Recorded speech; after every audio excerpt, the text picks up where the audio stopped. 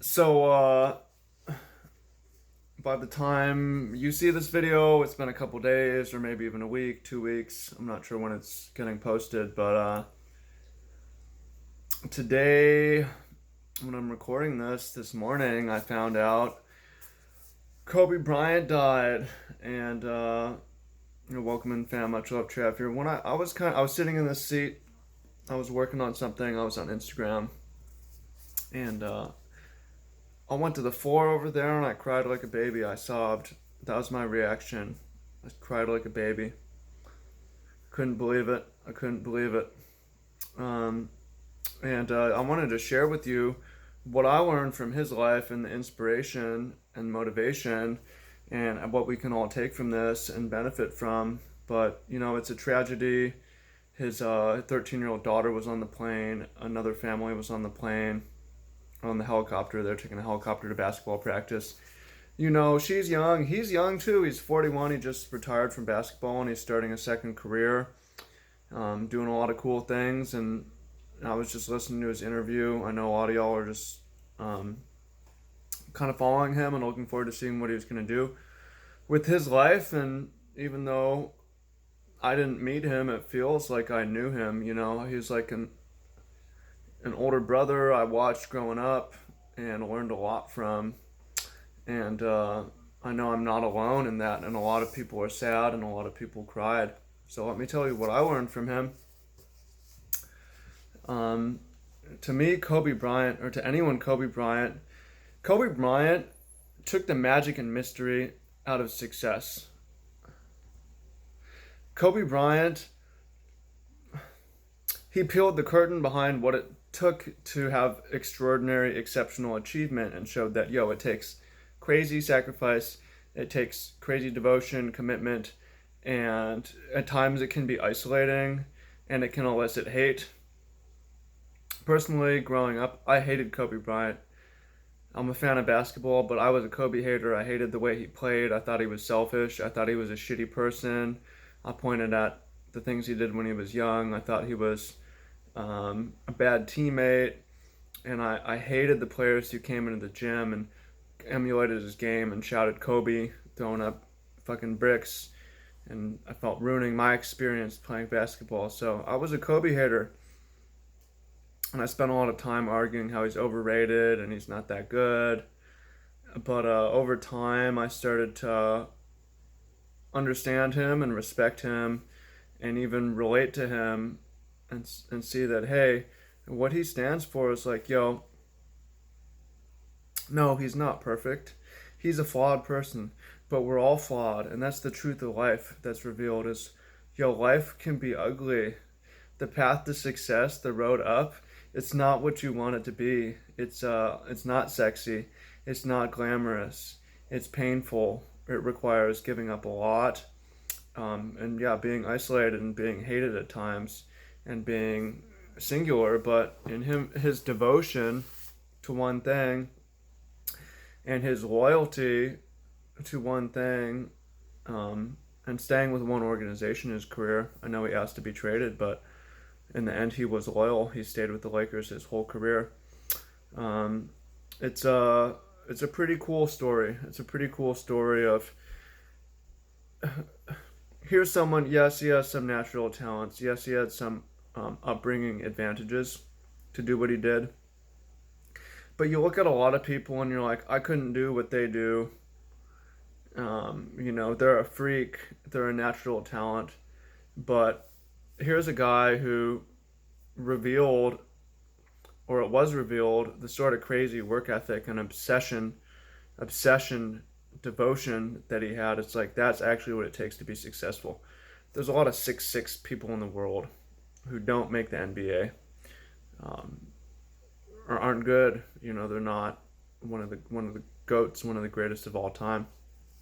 And that's inspiration. I played basketball growing up. I don't play basketball anymore, but to anyone in any art, in any field, to be like, okay, that's what it actually takes. Now I need to make a decision if that's worth it. Do I want to go to that extreme to be the best? Maybe I do, maybe I don't. If you don't, That's totally cool. Who would want that, to be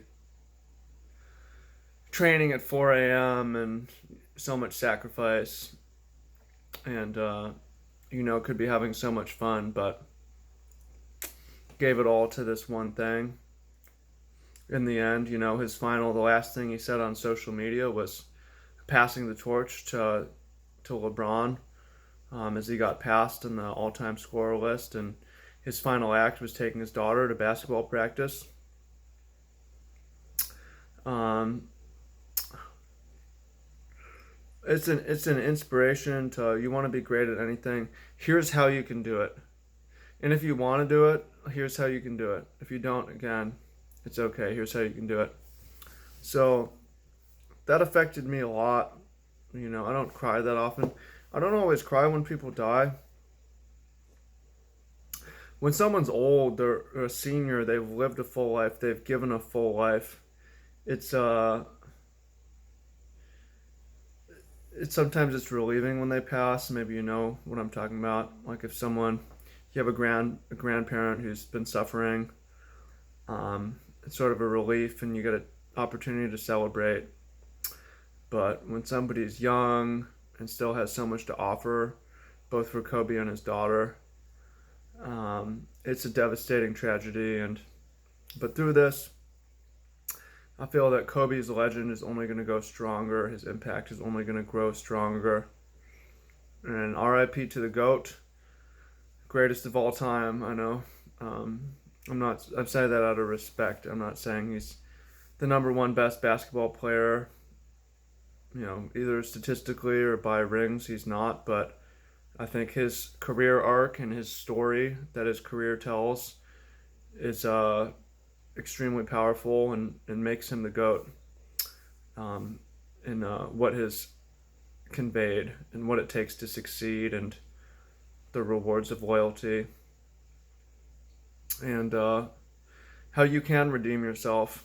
I talked about his being a flawed person. He was certainly cheated on his wife. He's accused of rape. Although that case was dropped, so we don't know. But became respected as a amazing family man, wonderful father, and husband in the end. And he had other flaws, but he reformed and corrected himself in time. And to me, that's one of the coolest things too. Is when somebody's perfect, it's not really relatable. Like when someone's never fucked up, or someone's never done something bad, or been accused of something bad, or been involved in something bad, it's hard to relate to. But when you see someone change, and here, something personal I'll share. I've never shared this on a video before. I probably should, but my parents were good in many ways. In some ways, no one's perfect, but my dad was an alcoholic. But the greatest gift that he gave me was changing and becoming sober and giving it up and becoming strict. And people ask me, how are you able to just quit? How do you have such strong willpower, like quit smoking, quit drinking, and just dedicate yourself to your work? Like you have a model to look up to. For me, I have that. My dad is that model. Like, yeah, you can just do something for a lifetime and then one day say, hey, I'm not going to do that anymore. It's not hard. It comes to a boiling point and you have to decide. For you, that could be Kobe. It's like you'd been accused of some bad things or done some bad things, but turn a new leaf. So, yeah, I just want to share that because I'm really deeply saddened by that, and it feels surreal. I didn't expect to be affected so strongly, but I was, and I know a lot of people are, and it feels good to grieve together. And I wanted to share that also because I think his message is really cool of what it takes to make it to the top. So if you've got a favorite Kobe story or Kobe moment or Kobe quote, please share it down below. I would love to hear. And I'll try to get this video out sooner than later. But yeah, let me know. Hit the like button, comment down below. Appreciate you. Much love, and talk to you soon. Peace.